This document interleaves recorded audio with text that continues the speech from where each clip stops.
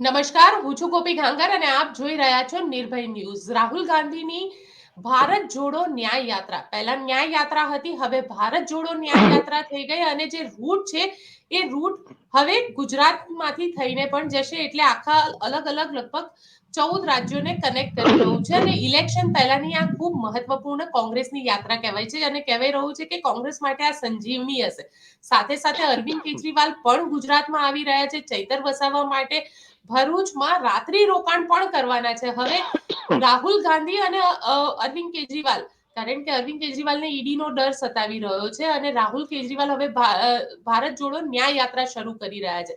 શું છે રાજનીતિના સમીકરણો, આ વિષય પર વાતચીત કરવા માટે અત્યારે આપણી સાથે જોડાઈ ગયા છે જગદીશ મહેતા સિનિયર જર્નલિસ્ટ અને દિલીપ ગોયલ સિનિયર જર્નલિસ્ટ. બંને સાથે વાત કરીશું શું છે આ રાજનીતિ. જગદીશભાઈ, સૌથી પહેલો સવાલ, તમને શું લાગી રહ્યું છે રાહુલ ગાંધીની આ ન્યાય યાત્રા જે છે એ કોંગ્રેસમાં પ્રાણ પૂરવાનું કામ કરશે?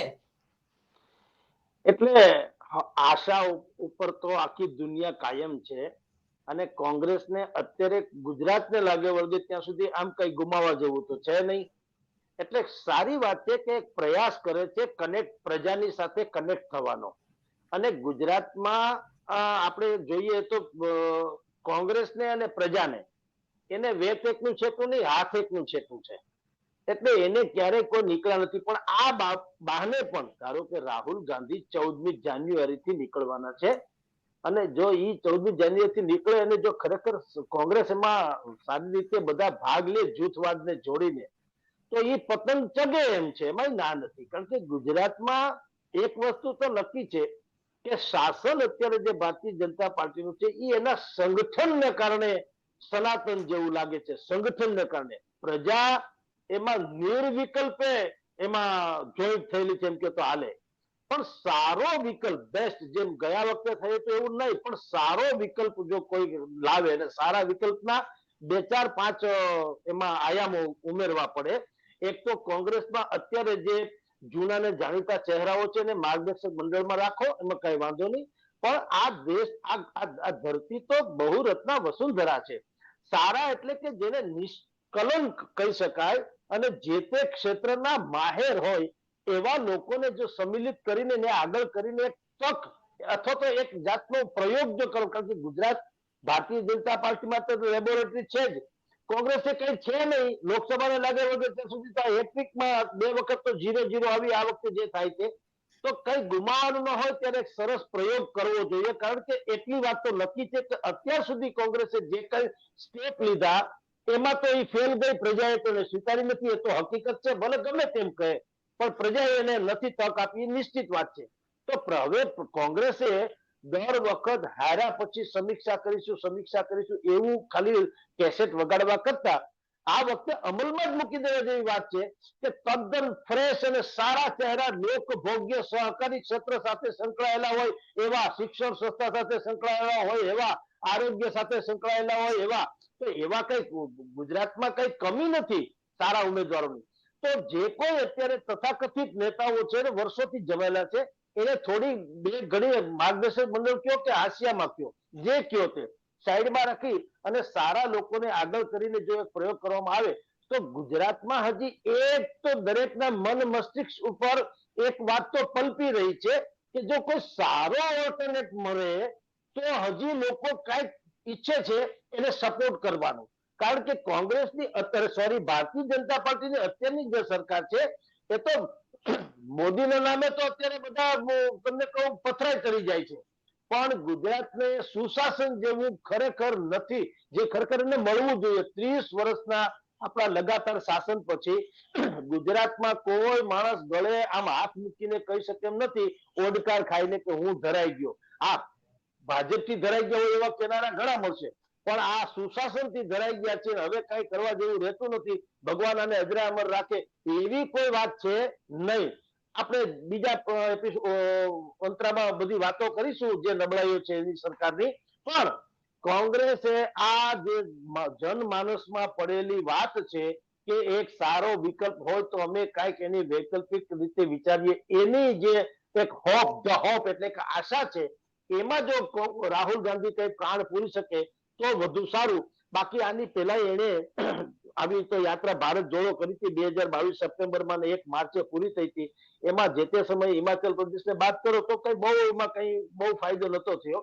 પણ આ વખતે જે બીજી યાત્રા કરે છે એમાં ન્યાય શબ્દ જે જોડવામાં આવ્યો છે પણ બુદ્ધિપૂર્વક છે, એની પછી ચર્ચા કરીશું.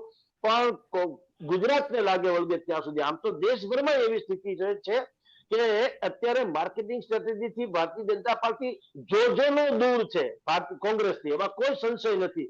અને આપણે ટીવી નું કોઈ પણ ચેનલ ચાલુ કરો તમને એમ લાગે કે ભાજપની ચેનલ ચાલુ કરી છે, કારણ કે બધે જ એને હવે પછી રામ મંદિર હોય યા ગમે તે હોય પણ એને એક માર્કેટિંગ સ્ટ્રેટેજીની આવડત છે ને માહેરત એમાં હાંસલ છે.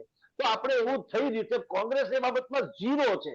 એટલે અત્યારે શું થાય છે, કોંગ્રેસ જે છે થૂકાથૂકી કરે છે, હાય હાય કોંગ્રેસ તાનાશાહી છે, ભારતીય જનતા પાર્ટી હાય હાય ફલાણું, એમ હાય હાય ને તોબા મચાવવાથી પ્રજાને કાંઈ મતલબ નથી. પ્રજાને તો સુશાસનનો સારો વિકલ્પ તમે આપો અને તમારું વિઝન ડોક્યુમેન્ટ એવું રજૂ કરવો કે લોકોને લાગે કે ના આ લોકો કઈક વાત સારી કરી રહ્યા છે, તો ડેફિનેટલી પ્રજા એ તરફ વિચારે. અને કેજરીવાલ આપણી સામે એનો દાખલો પણ છે કે એને એના ફાધરનું નામ કોણ છે ગુજરાતમાં પૂછો તમે, અડધા ગુજરાતને ખબર નહીં કેજરીવાલના ફાધરનું નામ શું છે, કઈ જ્ઞાતિના છે, છતાં એ 5 બેઠકે લઈ ગયા હતા અને ઘણું બધું એને સિમ્પથી પેદા કરી હતી.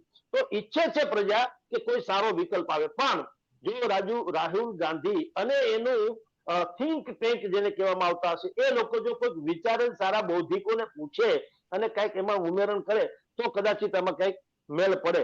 બાકી તો ટાટિયા તોડીને તમને ગમે ત્યાં જવાની છૂટ છે, એનો કોઈ મતલબ નથી રહેતો. બેન દિલીપભાઈ, આપનો વોઇસ મ્યુટ છે. સવાલ એ છે કે તમને શું લાગી રહ્યું છે કે રાહુલ ગાંધી ભારત જોડો ન્યાય યાત્રા જે હવે કરવા જઈ રહ્યા છે એનાથી કોંગ્રેસને, કારણ કે ન્યાય યાત્રાનો જે મેપ તમે જોશો તો આદિવાસી વિસ્તારને કનેક્ટ કરે છે અને મોટા ભાગનો આદિવાસી વિસ્તાર એ કવર કરતા જાય છે. એ દાહોદથી એન્ટર થાય છે અને આખું આદિવાસી વિસ્તાર એન્ટર કરીને મહારાષ્ટ્રમાં એન્ટર થઈ જાય, કવર કરીને જાય છે. એટલે ક્યાંક આદિવાસીઓને પણ અટ્રેક્ટ કરવા, જે વોટ બેંક કોંગ્રેસની હતી વોટ બેંકને પાછી લેવા માટેનો પણ રાહુલ ગાંધીનો આ પ્રયત્ન છે. ગુજરાત માટે એવું કહી શકે, મને લાગે છે રાજસ્થાન વાળો જે હિસ્સો છે એ બી કદાચ આદિવાસી વાળો અને મધ્યપ્રદેશ વાળો પણ એમાં આદિવાસી પટ્ટો આવે છે, એટલે તમારી વાત એ અર્થમાં સાચી છે. પણ મને લાગે છે સમગ્ર રીતે જે યાત્રા છે એમાં બધા જ વર્ગોને આકર્ષવા માટેની એમની કોશિશ હશે, કારણ કે બાકીના રાજ્યો ઈશાન ભારત અને પશ્ચિમ બંગાળમાંથી પણ પસાર થવાની છે. એટલે ગુજરાત પૂરતું તમે કહો છો એને આપણે માની શકીએ. પણ બાકીના જે પ્રયાસ છે એ મૂળભૂત રીતે ભારત જોડોની જે પ્રથમ યાત્રા હતી એનું એક અનુસંધાન છે. મૂળ તો ન્યાય યાત્રા નામ હતું, નામ બદલ્યું અને કદાચ મને લાગે છે કોન્શિયસલી કોંગ્રેસે નામ બદલ્યું છે, કારણ કે કદાચ એ કનેક્શન કરવા માંગે છે. મોટાભાગના લોકો એવું માને છે કે ભારત જોડો યાત્રા થઈ એને કારણે રાહુલ ગાંધી સાવ નાખી દેવા જેવા રાજકારણી નથી એટલું થયું, થોડીક એની ઇમેજ બિલ્ડિંગ થઈ. પદયાત્રા ભારતમાં બહુ મહત્વ છે. ભારતનું પદયાત્રામાં તમે પગીને ચાલીને નીકળો કિલોમીટરનું, એ લોકો એને અલગ રીતે જુએ છે. રાજકારણની યાત્રા હોય કે કોઈ પણ યાત્રા હોય, પદયાત્રાઓનો ચંદ્રશેખરથી માંડીને જગનમોહન એની પણ તમે પદયાત્રા જોવો એનું એક આગવું મહત્વ છે. એનું કારણ એ છે જયારે તમે પગપાળા ચાલો છો કે ગામમાંથી પસાર થાઓ છો ત્યારે જે કનેક્ટ થાય છે ભૂમિ સાથે અને ભૂમિના લોકો સાથે, એ અલગ પ્રકારનું છે. આ યાત્રામાં પદયાત્રા નથી, મિક્સ પ્રકારની છે એવું કહેવાયું છે. એટલે મને લાગે છે થોડુંક પદયાત્રા થોડુંક વાહનો દ્વારા એ રીતે થશે. એનીવે યાત્રા એ યાત્રા છે અને પેલી યાત્રાનો જે કઈ સફળતા મળી એને આમાં જોડવાની કોશિશ છે. પણ રાજકારણમાં એક યાદ રાખવાની જરૂર છે અને જે કોર્પોરેટમાંથી એ શબ્દ લઈએ આપણે, તો કોર્પોરેટ જે કરે છે કરવું પડે. માર્કેટિંગ અને બ્રાન્ડિંગ. ભારત જોડો યાત્રા મૂળભૂત રીતે એને ટીકાના સ્વરમાં પણ બીજા લોકોએ કહ્યું છે કે રાહુલ ગાંધીનું માર્કેટિંગ અને બ્રાન્ડિંગ કરવા માટે છે. તો હોઈ શકે, શા માટે નહીં? કોઈ પણ નેતા પોતાનું માર્કેટિંગ અને બ્રાન્ડિંગ કરવાના જ છે. શબ્દ તમે જુદો વાપરો છો બાકીના નેતાઓ માટે અથવા ભાજપ માટે, મૂળભૂત રીતે તો બ્રાન્ડિંગ અને માર્કેટિંગ જ છે. તો એના જે મૂળભૂત સિદ્ધાંતો છે એનું પાલન થવું જોઈએ, જે કદાચ આ કેસમાં નથી થઈ રહ્યું. કારણ કે બ્રાન્ડિંગ અને માર્કેટિંગ એ સતત ચાલતી પ્રક્રિયા છે. કોર્પોરેટ છે એ એકવાર તમે બ્રાન્ડ ક્રિએટ કરો પછી એને મેન્ટેન કરવી પડે છે. એ બ્રાન્ડને તમારે સતત જાગતી રાખવી પડે છે અને જાગતી રાખવા માટે એની આસપાસ તમારે ઇવેન્ટ્સ ક્રિએટ કરવા પડે છે, હેપનિંગ ક્રિએટ કરવા પડે છે, એને ચર્ચામાં રાખવા પડે છે. એ મને લાગે છે થોડુંક અગેન ઘણી બધી બાબતમાં કોંગ્રેસ ચૂકી જાય છે, એમાં ચૂકી ગઈ. વચ્ચે 5 રાજ્યોની ચૂંટણી પણ આવી ગઈ. આપણે એમ લાગ્યું કે ચૂંટણી પ્રચારમાં પડી ગઈ છે એટલે યાત્રાવાળી વાત જતી રહી છે. પણ કોઈક રીતે એ પ્રચાર દરમિયાન ચૂંટણીના 5 રાજ્યોમાં ચૂંટણી પ્રચાર દરમિયાન પેલી યાત્રાને કનેક્ટ કરવાની જરૂર હતી. એને એક કન્ટિન્યુએશન છે કોઈક રીતે. એવું કરી શકાયું હોત તો એ બ્રાન્ડ જીવતી રહી હોત અને અત્યારે એનું આગળ ચાલી શક્યું હોત. એટલે જે બહુ બધા પ્રયાસો છતાં એક જે આપણે ફાઇન ટ્યુનિંગ કહીએ છીએ, જાહેર ખબર ઘણીવાર એવું છે ક્રિએટિવ રીતે બહુ સારી હોય, પણ તમે તમારા બ્રાન્ડને સુટેબલ ના હોય. એ તમારી બ્રાન્ડ કરતા ક્રિએટિવ બહુ સારું હોય, કલાની રીતે તમે એને મૂલવી શકો, પણ તમારી બ્રાન્ડ છે એ શેના માટે સ્ટેન્ડ કરે છે, એની સામે તમે શું એડ કરી કે શું માર્કેટિંગ કર્યું, એનું જે કનેક્ટ હોવું જોઈએ, કનેક્ટ ક્યારેક ચૂકી જવાય છે. એટલે આમાં મને લાગે છે સમયનો થોડો ફરક પડ્યો છે. બીજું રૂટનું તમે કહ્યું, પણ મને એમ લાગે છે કે મૂળ રૂટમાં પોરબંદરનો ઉલ્લેખ હતો. પોરબંદરથી શરૂ થશે તો પોરબંદર સમાપ્ત થશે. મને લાગે છે વધારે પ્રોપર હતું. કોઈ બી કારણસર આપણે ગયા વખતે પણ આ ટીકા થઈ હતી ને આ વખતે ટીકા તો થશે કે તમે ખાલી ગુજરાતમાં ચક્કર મારીને નીકળી ગયા. હવે ગુજરાત માટેની યાત્રા નથી, એ ટીકા એ અર્થમાં અસ્થાને છે કે આ તો આખા ભારત માટેની યાત્રા છે ને એ વખતે પણ દક્ષિણથી ઉત્તર ભારતની યાત્રા હતી. એટલે એમાં તમે કોઈ રાજ્યને ન લો અથવા તો એકાદ રાજ્યમાં બહુ ઓછો સમય આપો, પણ આખી વાત પરસેપ્શન પર આવે છે. જ્યારે તમારી સામે સવાલ થાય ત્યારે તમારી પાસે જવાબ આપવો જોઈએ. અગેન એ સવાલ આવશે, પોરબંદર મહાત્મા ગાંધી નું જન્મસ્થળ છે, કાં તો એનાથી શરૂ થઈ હોત ક્યાં તો પૂરી થઈ હોત તો એક અલગ પ્રકારનું બ્રાન્ડિંગ આ યાત્રાનું થઈ શક્યું. નથી થયું, મને લાગે છે એક બાબત છે. અચ્છા, મહાત્મા ગાંધી સાથે અથવા તમે કદાચ એને કનેક્ટ ન બી કરવા માંગતા હો કોઈ પણ કારણસર, whatever may be the reasons, તો કચ્છ હતું ગુજરાતનું, એક આગવો પ્રદેશ છે ગુજરાતનો કચ્છ. કચ્છમાં તમે સમાપન કરી શક્યા હોત અને મહારાષ્ટ્રમાં ઓલરેડી તમે કરી ચુક્યા છો અને મહારાષ્ટ્ર કરતા તમને ગુજરાતમાં વધારે જરૂર છે ને તમે કચ્છ ગયા હોત તો ઉત્તર ગુજરાતમાંથી પણ પસાર થવાનું આવ્યું હોત. અને મને લાગે છે મધ્યપ્રદેશ કરતા રાજસ્થાનમાં થોડો વધારે સમય પસાર કરીને, કારણ કે તમે વિધાનસભાના જે પરિણામો જુઓ એમાં એને જયારે કન્વર્ટ કરવાની વાત આવે લોકસભામાં ત્યારે મધ્યપ્રદેશ કરતા રાજસ્થાનમાં હજી પણ થોડી તક વધારે રહેવાની છે. અને ઉત્તર ગુજરાતમાં આપણે જાણીએ છીએ ખરાબમાં ખરાબ પરિસ્થિતિમાં કોઈ બચાવ્યું હોય તો એ ઉત્તર ગુજરાતે બચાવ્યું છે. તો એ વિસ્તાર તમારે આવ્યો હોત અને ગુજરાતમાં સમાપન થયું. ગુજરાતને બદલે તમે એને પશ્ચિમનો એક છેડો, ભારતનો એક છેડો એ તરીકે પણ એને તમે મૂલવી શકાત. કારણ કે જયારે તમે દક્ષિણથી ઉત્તરની વાત કરી તો એ રીતે પૂર્વથી પશ્ચિમ એવું એક થઈ શક્યું તો તમે સમગ્ર રીતે દેશને કવર કર્યો છે એ પ્રકારની એક વાત થઈ શકે. તો આજે બ્રાન્ડિંગ અને માર્કેટિંગમાં આવી નાની નાની બાબતોનો બહુ ફરક પડતો હોય છે, એટલે કોઈ કારણસર એ નથી થઈ શક્યું. અને હવે બાકીનું શું થઈ શકશે મને લાગે છે જેમ જેમ યાત્રા આગળ વધશે એ પછી આપણે કહી શકીશું. પદયાત્રા દરમિયાન, પ્રથમ પદયાત્રા દરમિયાન જુદા જુદા લોકો એમની સાથે જોડાતા જતા હતા, જે વિસ્તારના હોય અથવા ઘણીવાર એ વિસ્તારના ન પણ હોય, પણ સેલિબ્રિટી હોય અને એને સમય મળ્યો હોય ત્યારે એની સાથે આવીને જોડાય.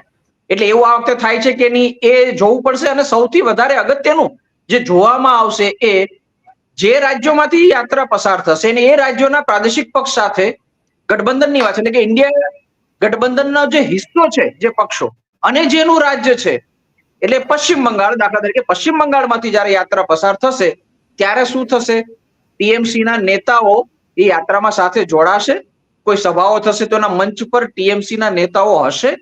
આ બધી બાબતો બહુ અગત્યની સાબિત થવાની છે. ચૂંટણી દરમિયાન, રાજ્યોની ચૂંટણી દરમિયાન તમે પ્રતિકાત્મક રીતે જોડાણ નહોતું કર્યું ત્યારે દાખલા તરીકે મેં પણ એકાદ બે ડિબેટમાં એવું કહ્યું હતું કે ઠીક છે આ તો વિધાનસભાની ચૂંટણી છે ને લોકસભાની ચૂંટણી નથી તો કદાચ તમે સ્વતંત્ર રીતે લડી શકો, પણ પરિણામો જોયા પછી ઘણીવાર આપણે પાછળથી પણ કેટલીક વસ્તુ સમજાય છે. તો લાગે છે કે પ્રતિકાત્મક રીતે પણ તમારે એસપી ને કેટલીક બેઠકો આપવાની જરૂર હતી, આમ આદમી પાર્ટીને અથવા તો ટ્રાઇબલ પાર્ટી. દાખલા રાજસ્થાનમાં બહુ બધા ચર્ચા કરી કે ત્યાંની જે પેલી ટ્રાઇબલ પાર્ટી છે એનું નામ બદલાયું છે, એની સાથે તમારે સિમ્બોલિક પણ થયું હોત અને કમસે કમ 2 બેઠકો પણ આપી હોત તો બહુ ફરક પડ્યો હોત.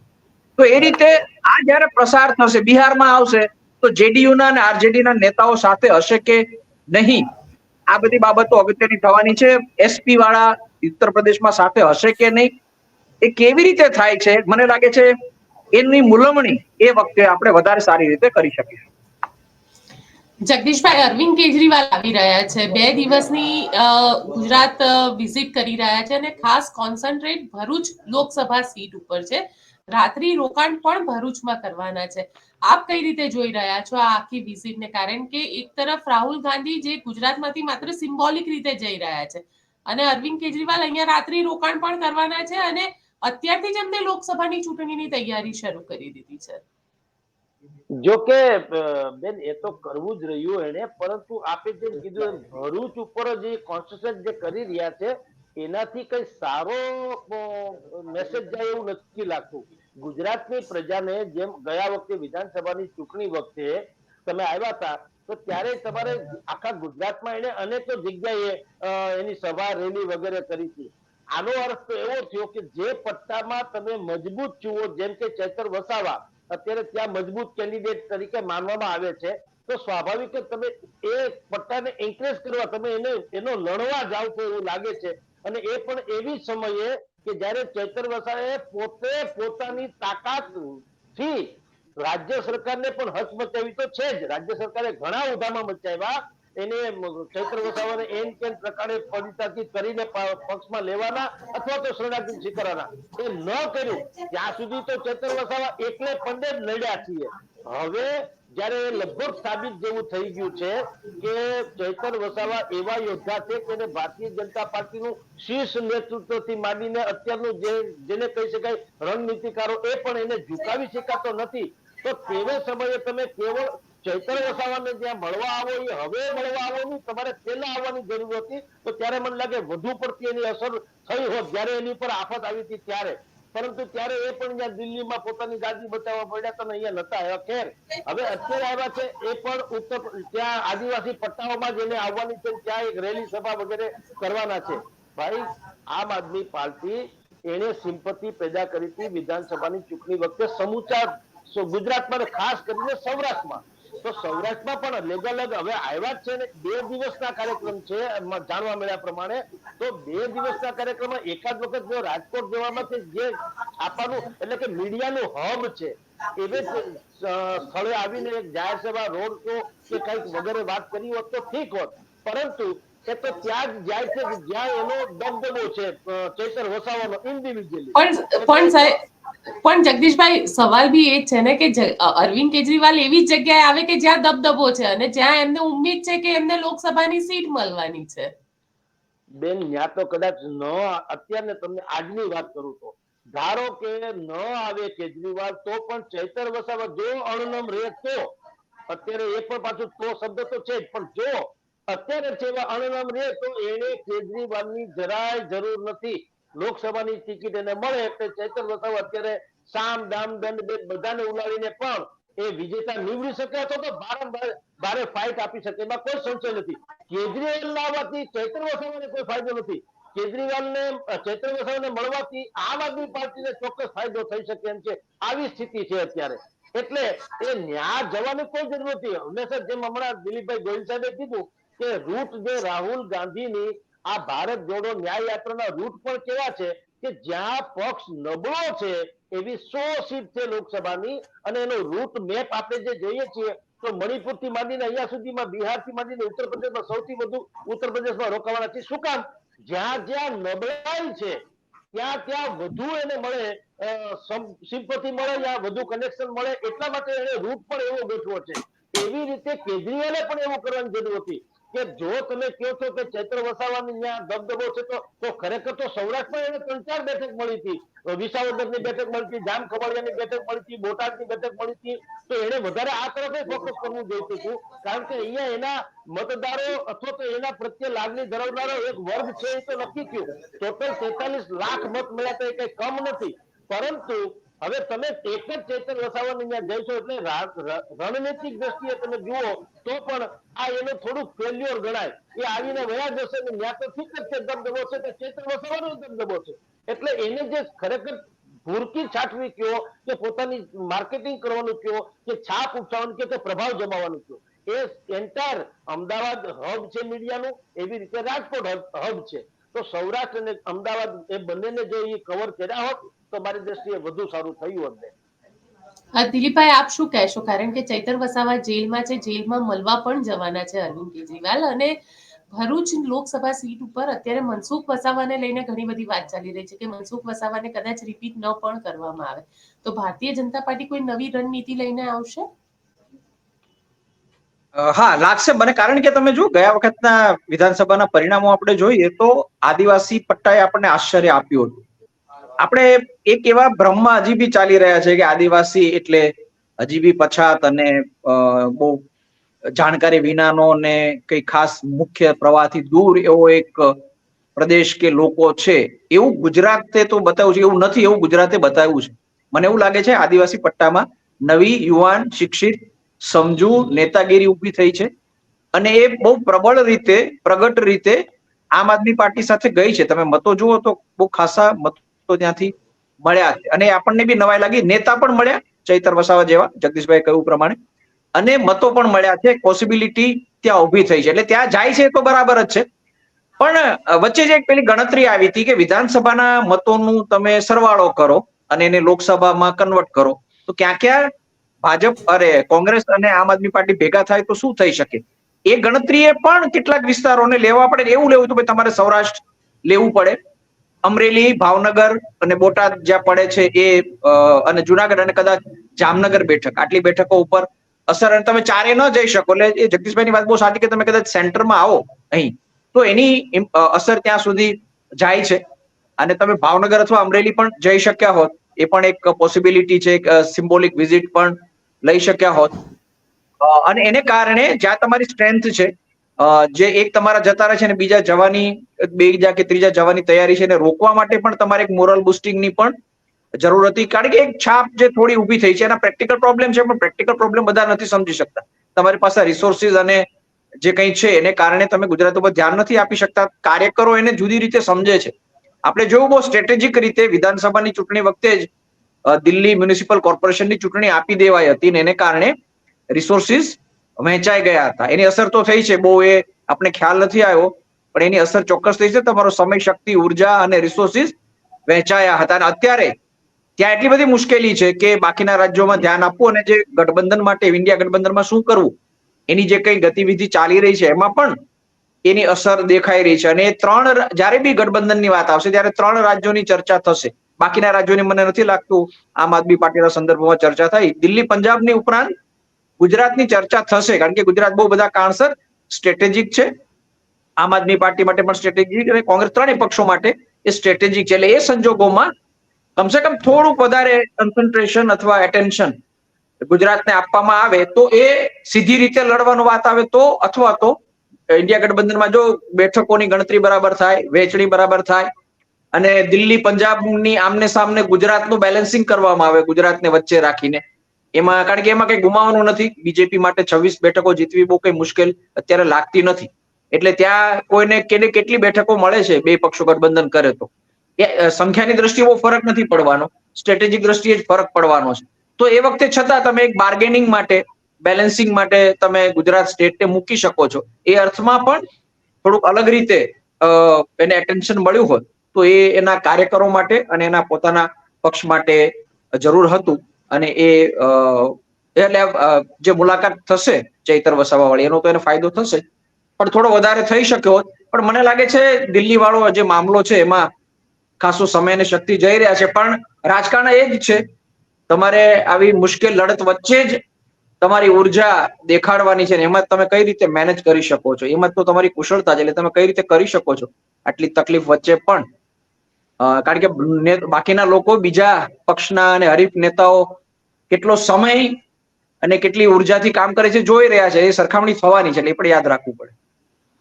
દિલીપભાઈ, આપને શું લાગે છે કે ભાજપ આમાં કઈ રીતની રણનીતિ બનાવશે? કારણ કે અરવિંદ કેજરીવાલે શરૂઆત તો કરી દીધી છે અને આપણને ખબર છે કે વિધાનસભા વખતે જે રીતે અરવિંદ કેજરીવાલે શરૂઆત કરી હતી, ધીરે ધીરે એન્ડ આવતા સુધીમાં થોડું ઓછું થઈ ગયું હતું.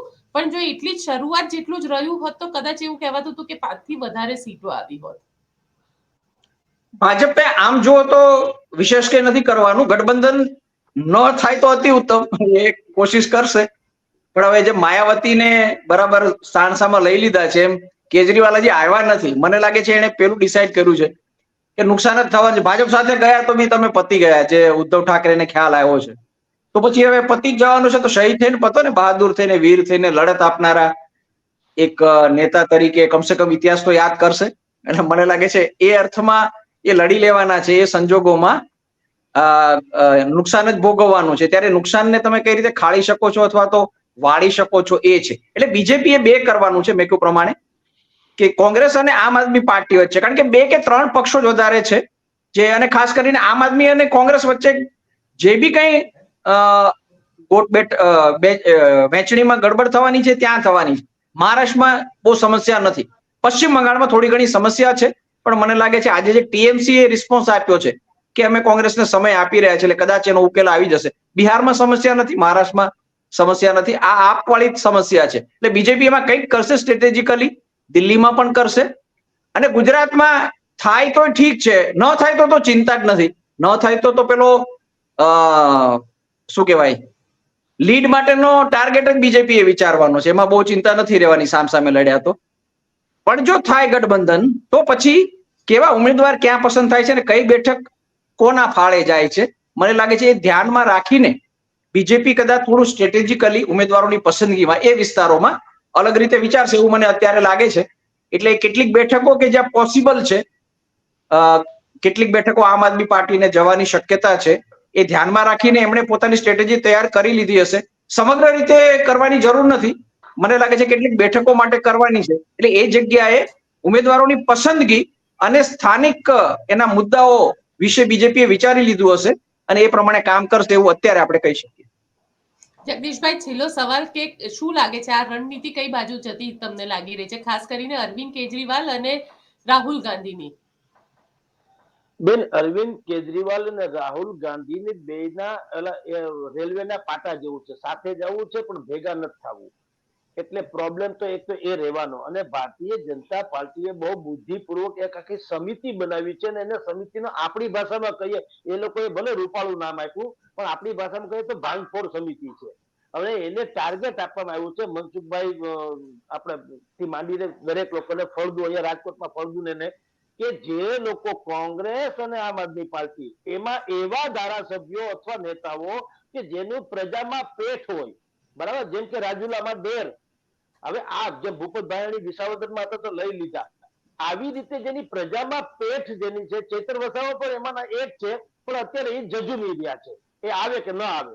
પણ એવા કોંગ્રેસના પણ કેટલાક ધારાસભ્યો જેમ કે લલિત વસોયા, હવે એની ભલે ગમે તેમ એની પ્રજામાં પેઠ તો છે જ, એક અત્યારે કટ્ટર કોંગ્રેસી છે, પણ આવા જે, કારણ કે બધાના સામાજિક તમે સમીકરણો જુઓ તો પણ એને ક્યાંક કોકની આંખની શરમ લાગે એમ છે. એટલે રાહુલ ગાંધી અને કેજરીવાલ એની જે સ્ટ્રેટેજી હોય છે, કારણ કે દિલીપભાઈ સાહેબે કીધું વાત સાચી છે, ગઠબંધન ન થાય તો ઓલા લીડ વિચારવાનું રહ્યું. ભારતીય જનતા પાર્ટી કહ્યું 5 લાખથી જીતવું કે 6 લાખથી જીતવું, પણ ગઠબંધન થાય તો ખરેખર ઘણી અસર પડે એમ છે.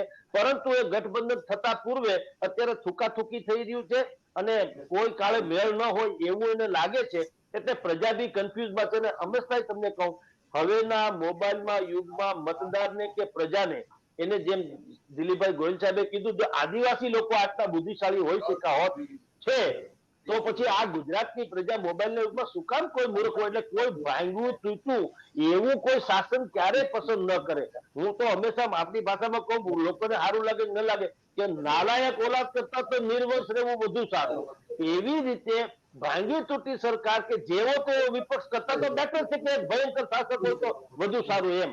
એટલે લોકો એવી રીતે મત ગુમાવે પણ નહીં. એટલે ખરેખર એને સેટિંગ કરવું જોઈએ. ખરેખર કોંગ્રેસ અને આમ આદમી પાર્ટી જો ખરેખર જોડાણ થાય અને એમાં સીટ શેરિંગ થોડું કરે, તો પાટીદારનો હજી એક એવો મોટો વર્ગ છે કે જે સારું જો તક મળે તો એ પ્લેટફોર્મને સ્વીકારવા તૈયાર છે, ભારતીય જનતા પાર્ટીમાંથી જુદો થઈને. હાલાકી વિધાનસભાની ચૂંટણી પછી ભારતીય જનતા પાર્ટીએ આનો ઘણો અંશે એને મેનેજ કરી લીધું છે. એક જમાનામાં નરેશ પટેલ જે સંપૂર્ણપણે ભારતીય જનતા પાર્ટીની વિરુદ્ધમાં હોય એવા બુદ્ધિપૂર્વકના કોથળામાં પાનસરી માર્યા કરતા હતા, એ પણ હવે બંધ થઈ ગયા છે. અને એ હવે પોતપોતાના જે સામાજિક હોસ્પિટલ બનાવવાથી માંડીને કેટલાક છાત્રાલયો બનાવવાથી એવી જ વાતો કર્યા કરે છે. રાજકારણનો ર હવે બોલતા નથી. અને એનાથી પણ પેરેલલ બીજી વાત કરું કે ભારતીય જનતા પાર્ટીએ કયો કે ગમે તેમ એક બીજી વૈકલ્પિક નરેશ પટેલ, એટલે કે વૈકલ્પિક ખોડલધામ અથવા તો વૈકલ્પિક પાટીદાર સમાજ, એવી બે સંસ્થાઓ સરદાર પટેલના નામે રાજકોટમાં શરૂ કરી છે. અને એના પર એટલા મોટા કાર્યક્રમો તમે કલ્પના ન કરો કે 2 વર્ષ પહેલા જેનું અસ્તિત્વ નહોતું એ હવે રાજકોટના તમામ પોલીસ કર્મચારીઓની વિધવા મહિલાઓને થી માંડી અને રાજકોટ ભરમાં જેટલી વિધવાઓ છે ને જે આવશ્યક જે જરૂરિયાતમંદ છે બધાને પેન્શન આપવા સુધીની અથવા તો મહિને અમુક રકમ આપવા સુધીની જાહેરાત હમણાં નજીકના ભવિષ્યમાં કરવા જઈ રહ્યા છે. હવે એ ભાઈ જે સરદાર પટેલ ગ્રુપ ચલાવે છે, જે આ ઘોષણા કરવાના છે, એને હજી અડધું રાજકોટ નામથી નથી ઓળખતું જેમ નરેશ પટેલને ઓળખે છે. એનો અર્થ એમ છે કે ભારતીય જનતા પાર્ટીએ ખોડલધામ કયો કે પાટીદાર કયો કે નરેશ પટેલ કયો કે જે કયો, આ લોકોમાં એક બુદ્ધિપૂર્વકનો ફાટા પાડવામાં સફળતા મેળવી છે અને બીજા લોકોને તૈયાર કરે છે. એના ભવ્યાથી ભવ્ય કાર્યક્રમો થાય છે. હમણાં તો આપની જાણ ખાતર એ સરદાર પટેલ ગ્રુપનું રાજકોટમાં એક ફંક્શન હતું, એમાં મુશ્કેલથી 100 માણસો હાજર હતા. આવવાની ગણતરી હજારો નથી, 100 માણસો પણ ન આવ્યા. તેમ છતાં ચીફ મિનિસ્ટર ભૂપેન્દ્રભાઈ પટેલ ત્યાં આવ્યા, મંચ શેર ન કર્યો અને એ વયા ગયા જોયા પછી. અને હજી પાછું તમને કહું છું કે એ જ સરદાર પટેલ પાછું એક બિઝનેસ એક્સપો કરી રહ્યું છે રાજકોટમાં, તો એનું ચીફ મિનિસ્ટર પાછું ઉદઘાટન કરવા છે. એટલે ચીફ મિનિસ્ટરનો આવા સંગઠનમાં આટલો જોડાવ હોવો એ એમ સૂચવે છે કે અમે કેવળ કોઈને પાટીદાર હોય કયો કે ખોડલધામ કયો કે નરેશ પટેલ કયો એને તાબે પર રહેવા માંગતા નથી. સવાલ એ છે કે ભારતીય જનતા પાર્ટી આ દરેક પોતાના જે લૂપહોલ્સ હતા, જે ખામી હતી, એ ત્રુટિ પૂરી કરતી જાય છે બુદ્ધિપૂર્વક અનેક રીતે. બાકી રામ મંદિર કરી નાખશે જે કરવાનું હશે તે. પણ એવી રીતે માઇક્રો પ્લાનિંગ આમ આદમી પાર્ટી અને કોંગ્રેસે કરવું જોઈએ, એ નથી કરી રહ્યા. અને એનો અત્યારે સમય મારી દ્રષ્ટિએ જો તો એની રીતે વેડફી રહ્યા છે. એટલે હું નથી માનતો કે બેયનું ભવિષ્ય ઉજ્જવળ હોય. જો સમાધાન ન થાય તો. બિલકુલ જગદીશભાઈ, આપ અને દિલીપભાઈ, આપ બંને મારી સાથે જોડાયા તેના માટે ખૂબ ખૂબ આભાર. નમસ્કાર. તો આ હતા સિનિયર જર્નલિસ્ટ જગદીશ મહેતા અને દિલીપ ગોયલ, જેમનું સ્પષ્ટપણે માનવું છે કે જો બંને પાર્ટી કોંગ્રેસ અને આમ આદમી પાર્ટી વચ્ચે ગઠબંધન થશે તો ગુજરાતની અંદર ચોક્કસ ક્યાંક તેમને ફાયદો થઈ શકે છે. અને જો આ ગઠબંધન ન થાય તો પછી બીજેપીએ માત્ર લીડ ગણવાની રહેશે. આપને અમારો રિપોર્ટ કેવો લાગ્યો કોમેન્ટ બોક્સમાં ચોક્કસથી જણાવજો ને અમારી ચેનલ નિર્ભય ન્યૂઝને લાઈક, શેર અને સબસ્ક્રાઇબ કરવાનું ભૂલશો નહીં. આભાર.